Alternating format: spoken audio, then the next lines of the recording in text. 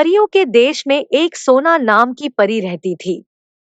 वह बहुत दयालु थी और सभी परियों की लाडली थी। सभी परियां उसको बहुत प्यार करती थी और सभी परियां एक साथ खेलती थी। वहीं दूसरी तरफ चिंटू नाम का एक लड़का था। वह बहुत गरीब था और अपने छोटे से घर में रहता था। वह अपनी माता पिता की तबीयत को लेकर काफी परेशान रहता था और सोचता रहता कि उसके मम्मी पापा कब ठीक होंगे और उनकी गरीबी कब दूर होगी। एक दिन चिंटू नदी के किनारे नदी में पत्थर फेंक रहा था और सोच रहा था कि काश उसकी कोई मदद कर दे।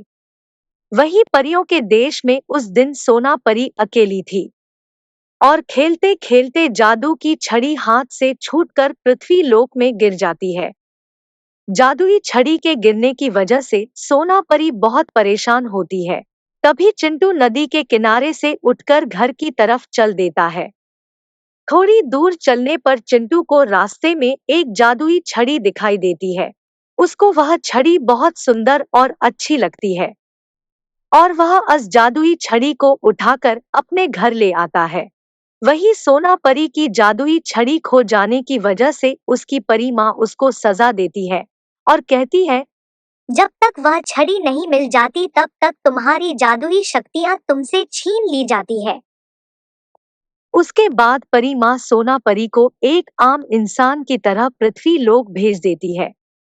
सोना परी पृथ्वी लोक आकर इधर उधर अपनी छड़ी ढूंढने की बहुत कोशिश करती है, लेकिन उसको उसकी छड़ी कहीं नहीं मिलती। फिर वह थककर नदी के किनारे बैठ जाती है। तभी वहां पर चिंटू आता है और देखता है कि एक लड़की उदास बैठी है। वह उस लड़की से पूछता है, आप कौन हो और यहाँ नदी के किनारे क्यों बैठी हो? मेरा नाम सोना है और यहाँ मेरी एक कीमती चीज खो गई है, इसलिए मैं उदास हूँ। आप परेशान नहीं हो, मैं आपकी कीमती चीज ढूंढने में मदद करूंगा। और वह दोनों बहुत अच्छे दोस्त बन जाते हैं। एक दिन चिंटू सोना को अपने घर पर ले आता है। चिंटू सोना से कहता है, मेरे पास कुछ खिलौने हैं, चलो हम दोनों मिलकर खेलते हैं। हाँ, ठीक है, खूब मजा आएगा। हाँ, खूब मजा आएगा। तभी चिंटू सोना को छड़ी दिखाता है। सोना वह छड़ी देखकर बहुत खुश होती है और चिंटू से कहती है, क्या तुम मुझे ये छड़ी दे सकते हो? हाँ जी, बिल्कुल। चिंटू सोना को वह छड़ी दे देता है।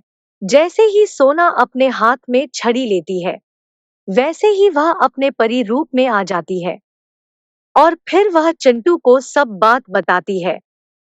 सोना परी चिंटू की वजह से बहुत खुश होती है और चिंटू से कहती है, तुम्हारी वजह से मुझे मेरी जादुई छड़ी मिल गई, इसलिए तुम्हें जो कुछ चाहिए मुझे बताओ, मैं तुम्हें अपनी जादुई छड़ी से दे दूंगी।